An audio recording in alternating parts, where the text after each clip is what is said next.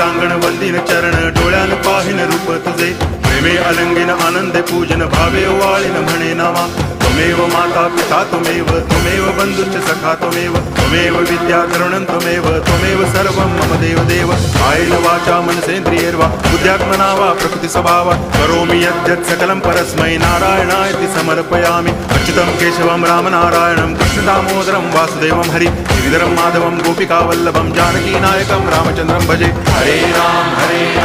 Ram Ram Hare Hare Hare Krishna Krishna Krishna Hare Hare Hare Ram